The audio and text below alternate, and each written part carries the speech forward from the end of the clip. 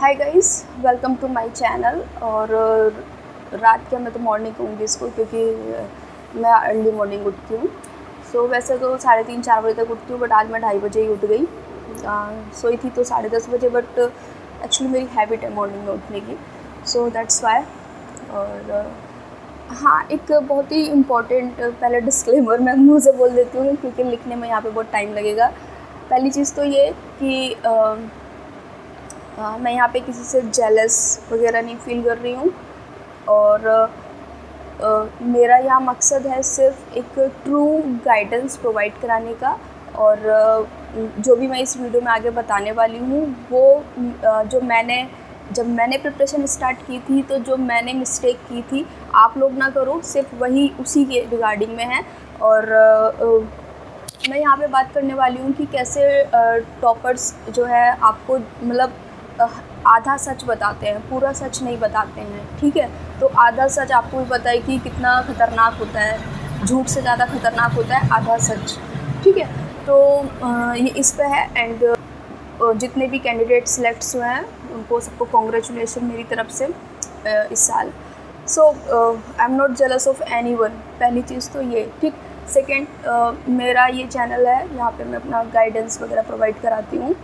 और हाँ, ये तो था कि यहाँ पे मैं मतलब किसी के बारे में भी मुझे मतलब पॉइंट आउट ये नहीं करना है कि हाँ ये गलत बंदा है या सही बंदा है। बस मुझे यहाँ पे अपने जो नए बिगनर्स स्टार्ट कर रहे हैं प्रिपरेशन, उनको गाइड करना है कि कैसे आप ब्लाइंडली फॉलो मत करो टॉपर्स को, ठीक है। जो कोई टॉपर बनता है उसके पीछे भी बहुत हार्ड वर्क होता है, वो कोई भी हो, चाहे first rank, second rank, third rank, fourth rank, या जो जितने लोग भी निकालते हैं उसके पीछे बहुत ज़्यादा हार्ड वर्क होता है। बहुत ज़्यादा आपको स्लीपलेस नाइट्स बितानी पड़ती हैं, और हार्ड वर्क है नो डाउट, तो हार्ड वर्क को अप्रिशिएट करना चाहिए। तो जिन्होंने भी निकाला है उनके लिए many congratulations. And because without hard work आप क्वालिफाई नहीं कर सकते हैं IAS का एग्ज़ाम। तो no doubt they are very mentally strong and intelligent, that's why ना they crack UPSC exam. I congratulate to all of the toppers first and second। यहाँ पे मेरे कोई पर्सनल ग्रेजेस नहीं है। कभी कोई मेरे को आके कमेंट करने लगे कि वो आपका नहीं हुआ इसलिए पर्सनल ग्रेजेस निकाल रहे हो, no, there is no personal grudges, ठीक है। एंड अब मैं अपनी वीडियो स्टार्ट करती हूँ, ठीक। ये मेरा डिस्क्लेमर था। जब हम प्रिपरेशन स्टार्ट करते हैं, जैसे मैं अपना बताती हूँ, मैंने 2018 में अपनी जॉब छोड़ी थी। और जॉब छोड़ने के बाद सबसे पहले मैंने क्या काम किया था, टॉपर्स टॉक देखी थी कि how they start their preparation, कहाँ से उन्होंने सोर्सेज पढ़े, कैसे किया उन्होंने बिफोर ज्वाइनिंग एनी कोचिंग, ठीक है। तो जब कोई टॉप करता है, किसी की रैंक आ जाती है 1 2 3 4, यूजुअली हम लोग टॉप 3 टॉप 4 के ही इंटरव्यूज़ देखते हैं। तो हमारे माइंड में एक वो बन जाता है कि अब वो बंदा टॉप किया है तो उसने जो बताया वो सही है, हमें वो फॉलो करना है, तभी तो वो पास हुआ है। ये मेरे माइंड में एक बन गया था। और मुझे लगता है कि जितने भी बच्चे UPSC की प्रिपरेशन करने के लिए जाते हैं वो सबसे पहले टॉपर्स टॉक ज़रूर सुनते होंगे कि जिस भी साल वो जाते हैं उस साल की टॉपर्स क्या बोल रहे हैं, उन टॉपर्स ने क्या किया, कहाँ से पढ़ा, ठीक है। ये मुझे लगता है कि ये सब करते होंगे, ठीक है। तो ऐसे ही मैंने भी जब 2018 में जॉब छोड़ी थी बिफोर ज्वाइनिंग कोचिंग, मैंने भी सब सुना था और मेरे माइंड में बन गया था, wow, if this lady can qualify the exam and by following this method, then why not me. तो इवन ज्वाइनिंग द कोचिंग, अब देखो आप भी कोचिंग करोगे, जो लोग करते होंगे उनको पता होगा कि कोचिंग में उनका एक टारगेट होता है कि कोर्स ऐसे कंप्लीट कराना है। नो डाउट वो गाइड कर देते हैं, बट एक प्री फिक्स्ड माइंड हो जाता है कि टॉपर ने ऐसे बोला है, उसने ऐसे फॉलो किया था और उसका इतने अटैम्प्ट में निकल गया, ऐसे हो गया। तो कहीं ना कहीं जो मेरा फर्स्ट अटैम्प्ट था, मैंने टॉपर्स की बातें सुनी, एक नहीं कई टॉपर्स का सुना, तो एक टॉपर से मैं बहुत इन्फ्लुएंस्ड हो गई थी। तो मुझे लगा कि हाँ ठीक, ऐसे करना चाहिए, ठीक है। तो ऐसे करके अब वो तो मुझे बाद में रियलाइज़ हुआ कि they spoke only half truth, ठीक। तो क्या हुआ, कुछ नहीं, मैं गड्ढे में गिर गई। स्टक विद देयर सजेशंस, मैं स्टक रही और एंड एट द फाइनल मैं जब प्रीलिम्स का एग्ज़ाम देने के लिए गई तो there are lots of toppers says कि only last 2-3 years paper are enough to just go through them and start your preparation. So I do the same, just 2 years 3 years paper I've seen before starting my preparation. So there is nothing more changes. If I can say कि I saw the 3 years paper previous year papers, तो कुछ में क्या था, polity ज़्यादा पूछी गई थी, कुछ में ये कुछ में ये, तो there are nothing more difference in that papers. So that is before the corona. Okay, so जो पेपर्स मैंने देखे थे इंक्लूडिंग 2018 का, तो उसमें क्या था कि इतना मतलब पैटर्न थोड़ा सा डिफरेंस है, एग्रीकल्चर वगैरह इतना नहीं पूछा जाता और भी चीज़ें. तो फाइनली कुछ नहीं हुआ. मैं अब एट द एंड ये बताती हूँ कि कुछ नहीं हुआ, मैं गड्ढे में गिर गई. ठीक. और फिर नेक्स्ट ईयर मेरे को समझ में आया कि नो यार ये तो गलत हो गया, मैंने तो जो चीज़ मुझे फॉलो करनी चाहिए थी वो नहीं करी. और फिर मैंने जो है कुछ जेन्युइन लोगों को सुना और उसके बाद as I told you that I join the coaching. तो मैंने फिर मुझे अच्छा गाइडेंस मिला वहाँ से और फिर मैंने प्रिपरेशन स्टार्ट मतलब फुल वे में जो मेरा सेकेंड अटैम्प्ट था उसमें की. बट 2019 में मेरा फर्स्ट अटैम्प्ट था. ठीक है, 2020 में मेरा सेकेंड अटैम्प्ट था. तो जब सेकेंड अटैम्प्ट देने गए तो फिर से there is not much idea about the UPSC exam. एक साल हुआ था जस्ट प्रिपरेशन करते हुए 2019 में, और I just covered the whole syllabus. ठीक है, बिकॉज बिफोर दैट मैं एक सॉफ्टवेयर बैकग्राउंड से हूँ, साइंस साइड बैकग्राउंड से हूँ. तो मेरा कोई ऐसे NCERT मैंने से पहले से प्लान नहीं कर रखी थी पढ़ के. तो मैंने कुछ भी पढ़ा नहीं था. जो भी मैंने पढ़ा है वो 2019 मार्च अप्रैल से ही मैंने पढ़ाई स्टार्ट की थी. तो फिर जब 2019 का पेपर होता है तो I just stuck in my mind किया जो टॉपर्स ने कहा है बस वही करना है. तो दैट्स वाई मैंने जो है, मैं सारे टॉपर्स की बात नहीं कर रही हूँ, again there are some toppers only. ठीक. तो फिर वो तो मेरा मतलब दिस इज़ माई फॉल्ट कि ऐसे किसी पे भी ब्लाइंडली ट्रूथ नहीं करना चाहिए. ठीक है, लेकिन एट दैट टाइम मेरे को इतनी समझ नहीं थी क्योंकि nobody is there to guide me. Okay. So जब 2020 का पेपर देते हैं तो 2019 में हम सिलेबस कंप्लीट कर रहे थे और 2020 तक अपना कंप्लीट हो गया. फिर 2020 मिड तक और फिर सब याद वगैरह सारी चीज़ें करी. फिर जब 2020 में पेपर देने के लिए गए तो थोड़ा सा मतलब चेंजेस हुआ क्योंकि जस्ट 1 year हुआ था आपकी प्रिपरेशन को मार्च अप्रैल में, और फिर आई थिंक कोरोना लॉकडाउन वगैरह हो गया था ना, तो थोड़ा सा प्रिपरेशन लूज़ पड़ गई उस बीच में. There is a many reasons. लोग कहेंगे कि आपकी गलती है फलाना. As I told I am a elder one in my house, so there is a lots of problem. I don't want to disclose family problems here because this is not the channel to disclose my family problems. There's a problems, that's why I cannot I cannot continue my preparation smoothly, so that the result is not good.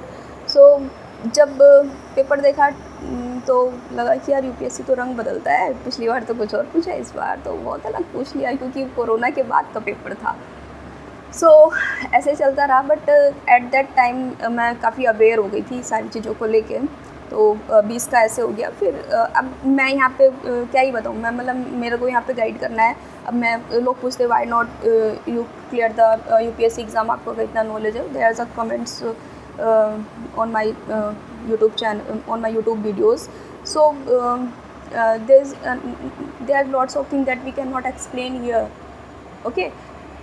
So there is a personal and there is a many other problems associated with the person which is different. Okay, हर एक person के साथ अलग अलग problems होती हैं. कुछ की situations allow करती, कुछ की नहीं allow करती. Even जब मैं job कर रही थी तब इतनी problems नहीं थी, but जब when I resigned my job and I started my preparation and corona का भी तो भी आना था भाई, कोरोना भी आया, तो there is a lots of problem came. That's why I any how उसको छोड़ दो टॉपिक को. तो वो चीज़ तो बोलते रहेंगे लोग. हाँ, तो मेरा यहाँ पे कहने का मतलब सिर्फ ये था कि कैसे आप टॉपर्स की, तो मेरा सिर्फ हाँ यहाँ पे ये कहने का मतलब है कि आप भी जब प्रिपरेशन स्टार्ट कर रहे होंगे, जो बिगनर्स हैं, तो वो ऑब्वियसली पहले टॉपर्स की सुनेंगे. बट मेरा मानना ये है कि टॉपर्स के पास भी अनुभव होता है, जो 3-4 बार में क्लियर करता है उनके पास डेफिनेटली अनुभव होता है। और लेकिन जो टॉप नहीं किया है, रिज़ल्ट नहीं निकला है, उसके पास मुझे लगता है कि उसने कितनी मिस्टेक्स की हैं, कहाँ कहाँ की, आप कहाँ कहाँ मिस्टेक से बच सकते हो, तो उनको सुनना भी बहुत ज़रूरी है। और कोई भी इस बारे में बात नहीं करता है, सब लोग सक्सेसफुल कैंडिडेट के बारे में ही बात करना पसंद करते हैं और हम भी उन्हीं को सुनना पसंद करते हैं। मैं ये रियलिटी बता रही हूँ, पर मुझे लगता है कि बहुत सारे लोगों को सामने आना चाहिए और जो भी यंगर वंस हैं, प्रिपरेशन में लग रहे हैं यूपीएससी की, उनको गाइड करना चाहिए कि कैसे उन्होंने मिस्टेक की थी अपने यूपीएससी जर्नी में और उनका नहीं हो पाया। ठीक है, तो वो इस तरीके से गाइड कर सकते हैं। मतलब मैं चाहूँगी कि और भी लोग आके इस तरीके से अपना मतलब जर्नी एक्सप्लेन करें कि कैसे वो कहीं पे मतलब क्या मिस्टेक्स रहीं कि क्यों क्वालिफाई नहीं कर पाए एग्ज़ाम। ठीक है, तो अभी मैं ये बात कर रही थी कि टॉपर्स को सुनना अच्छी बात है, तो मैं यहाँ पे जैसे एक टॉपर का नाम लूँगी, सुरभि गौतम। तो वो मुझे जेन्युइन पर्सन लगी और उसने जो भी बताया सही बताया। लेकिन फिर मैंने मतलब भाई वो बंदी तो मतलब पता नहीं क्या है, बड़ी उसका माइंड है क्या है, आई डोंट नो, बहुत ही इंटेलिजेंट, उसने बहुत सारे एग्ज़ाम क्रैक कर रखे हैं, तो उसको तो कंपेयर करना बेकार है। बट उसने फिर भी जो नोट्स बताए थे और भी और पता नहीं क्या क्या मतलब सब चीज़ें बताई थी, फिर भी मुझे ठीक लगा क्योंकि वो जॉब के साथ प्रिपरेशन कर रही थी। एंड जॉब के साथ प्रिपरेशन नहीं कर रही होती तो मुझे लगता है वो फर्स्ट रैंक पे आती, जिस हिसाब से उसने सारे एग्ज़ाम क्वालिफाई कर रखे थे।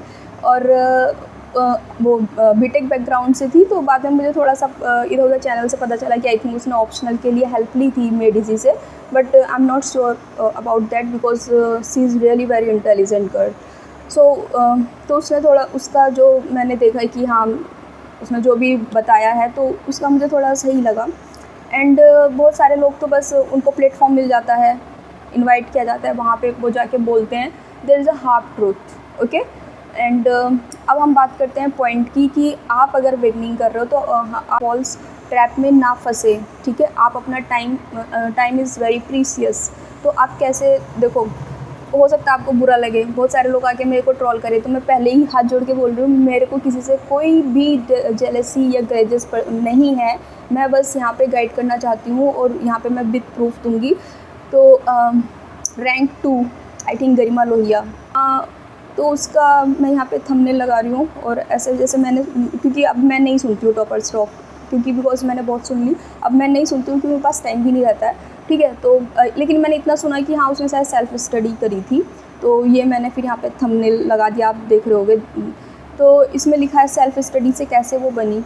अभी मैं आपको बताती हूँ, अगर सेल्फ स्टडी की, okay that's very nice, but फिर ये क्या है, मृणाल सर की वीडियो रन हो रही। The second would be economics. So polity constitutes about 18 questions, which is a huge margin. And the second would be economics. For prelims especially, I did not revise the last two pillars, the pillar 5 infrastructure and the HRD portion. If you have time, I would definitely suggest you go through it. But because I found it very difficult to go through the entire pages, so I just went through the first 4 pillars and do it very religiously and also do the updates of that, because I think that is more than enough. But if you are a beginner in economics and you still find it very difficult, then you can go through the 11th and 12th micro and macroeconomics NCRTs. Otherwise, those notes are more than sufficient. Okay, the third subject would be, I think, environment. So there are. तो अब इस video में वो बात कर रही हैं कि पिलर 1, 2, 3 एंड ABCDEF, तो ये सारे पिलर वाइज में इकोनॉमी को सिर्फ एक ही बंदा पढ़ाता है, उसका नाम है मृणाल पटेल। ठीक है, and I have a very respect in my heart for him. So there is only one person, that is Mrinal Patel. और मैं चूँकि उनसे पढ़ती हूँ, उनका कंटेंट मेरे पास है, तो भाई वो बहुत ही एफ़र्ट डालते हैं, बहुत मेहनत करते हैं, जिस हिसाब से वो कंटेंट तैयार करते हैं कि इकोनॉमी हर किसी के लिए समझना आसान नहीं होता है, क्योंकि बहुत ही कम लोग होते हैं जो कॉमर्स बैकग्राउंड से आते हैं।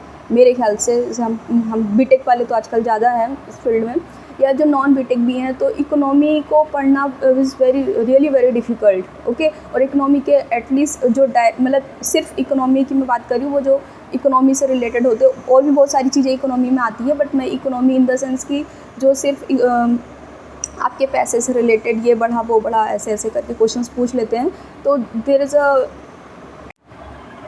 there is at least 14-15 questions that came directly through economy. So तो मैं यही कह रही थी कि इकोनॉमी को समझाने के लिए एक बेस्ट टीचर की ज़रूरत है. May be some people found him not good, but I found him good teacher, so that's why. So if she did self study, then she told in that video that pillar A, B या जो भी pillars के नाम वो ले रही है, तो ऐसे तो सिर्फ मृणाल पटेल सर पढ़ाते हैं. तो फिर मृणाल सर पटेल ने ये वीडियो पोस्ट की, तो आई डोंट नो कि अनअकैडमी अवेयर नहीं थी क्या. अगर उसने कोर्स परचेज़ किया होगा तो डेफिनेटली अनअकैडमी अवेयर रही होगी, क्योंकि जब रिज़ल्ट क्वालिफाई होता है तो they definitely contacted with her. But I don't think so there is any problem that मतलब मुझे नहीं पता क्या हुआ. अगर उसने इनडायरेक्टली एक्सेस किया होगा, जैसे भी होगा, आई डोंट नो. तो सेल्फ स्टडी की हम बात कर रहे थे.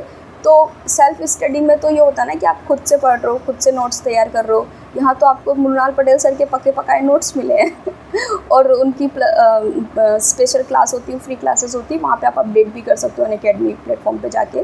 तो फिर मेरा ये सिर्फ कहना है कि सेल्फ स्टडी क्यों बोलते हो भाई. इससे क्या होता है कि बहुत सारे स्टूडेंट्स, और फिर ये क्या होता है कि जब आपने कोचिंग नहीं की तो आप बहुत सारे कोचिंग में ही, मैं सिर्फ एक टॉपर की बात नहीं कर रही, और भी मैं ऐसा बता रही हूँ कि और भी टॉपर्स जाके कोचिंग में ही बोलेंगे कि ऐसे कर लो वैसे कर लो. या सही बोलो ना, सच, क्योंकि इससे बहुत सारे लोगों की लाइफ का 1 साल 2 साल बर्बाद हो सकते हैं, ठीक है. तो ये मेरा यहाँ पे कहना था कि वो कह रही कि सेल्फ स्टडी की है, तो फिर मृणाल पटेल के सर के नोट्स से ऑब्वियसली जब नोट्स उनके तभी समझ में आएंगे जब आप उनकी वीडियोस देखोगे, क्योंकि उनके नोट्स ऐसे होते हैं, आप ऐसे समझ नहीं पाओगे कि वो क्यों इस तरीके से उन्होंने ऐसे लिखा है. तो नोट्स समझने से पहले वीडियोस देखना ज़रूरी है. तो अब यहाँ पे आप सेल्फ स्टडी कहोगे इसको? आप ही बताओ मुझे कि आप इसको सेल्फ स्टडी कहोगे? If I am wrong then comment कर देना. इसको सेल्फ स्टडी तो डेफिनेटली नहीं कहेंगे. If you watching someone's videos and then you are going through that notes, तो तभी तो आपको वो नोट्स समझ में आएंगे, ठीक है. ऐसे ये तो सिर्फ एक सब्जेक्ट का था, तो जो कि सर ने भी, क्योंकि I follow Mrinal Patel sir channel, तो दैट्स वाई मुझे पता है. तो ऐसे और भी सब्जेक्ट्स होंगे, ठीक. तो बस मेरा यही कहना था यहाँ पे, आप लोग को यही सजेशन था, जो भी न्यू बिगनिंग कर रहे हैं, please wisely choose your topper, कि आप किस टॉपर की बात सुनना पसंद मतलब सुन रहे हैं, क्या वो एकदम सच बोल रहा है कि नहीं बोल रहा है, और आपको क्या स्ट्रेटजी फॉलो करना चाहिए, ठीक है. 1, 2, 3 साल के पेपर को बस देख लेने से कुछ नहीं होता. आपको एटलीस्ट, जैसे मैंने पिछली वीडियो में भी बोला है कि 8 साल के पेपर तो देखने ही देखने हैं, क्योंकि यूपीएससी से ज़्यादा रंग कोई नहीं बदलता है. अनप्रेडिक्टेबल तो बोलते ही हैं, बट अब तो अनप्रेडिक्टेबल के बाद कोई शब्द होता होगा, तो अब तो वो उस चीज़ पे आ गए हैं यूपीएससी वाले. जैसा कि 2023 में पेपर था, तो यूपीएससी अगले साल कौन से रंग में आने वाला आई डोंट नो. तो यूपीएससी से ज़्यादा रंग कोई नहीं बदलता है. तो आपको इसमें स्मार्ट होना पड़ेगा कि आप किसकी सुन रहे हो, किस तरीके से सुन रहे हो, ठीक है, और क्या चीज़ कैसे फॉलो कर रहे हो, ये बस. और बाकी मेरे को जितना जैसे मिलता रहेगा मैं प्रोवाइड करती रहूँगी. बट मेरी वीडियोज़ पे बहुत सारे हेटर्स भी आ रहे हैं जो फालतू के कमेंट्स कर रहे हैं, मैं इग्नोर कर रही हूँ उनको. लेकिन ठीक है, मैं एटलीस्ट, मेरा मकसद ये है कि मैं तो due to some my family reasons and due to some my false guidance जो मैं ऐसे हो गई, बट अदरवाइज़ मतलब मैं ये चाहती हूँ कि मैं जो भी बिगनर्स हैं या जो 2-3 बार अटैम्प्ट दे चुके हैं अभी तक, उनको नहीं समझ में आ रहा वो कहाँ गलती कर रहे हैं, तो उनको गाइड करने का मेरा मेन मकसद है. क्योंकि I know how time is precious and how the persons in your family, जो सबकी फैमिली में पर्सन्स होते हैं, वो कितने आपके लिए मतलब इम्पोर्टेंस रखते हैं. तो बहुत, अब मैं कहूँ यहाँ पे कि मैंने ईमेल आईडी दी, मेरे पास बहुत सारे ईमेल्स आए हैं या मैसेज आए हैं, तो बहुत सारे लोगों के साथ ऐसा हुआ है. बहुत सारे लोगों ने अपने इस प्रिपरेशन के दौरान अपने जो है फैमिली पर्सन्स को खोया है. तो they know the pain and after that they have to quit preparation of UPSC, क्योंकि सर्कमस्टेंसेस वैसे नहीं रह जाते हैं. So that's why I want to save the time of beginners, and they did not get enough false trap. So my intention is that only. So thank you for watching. Bye bye.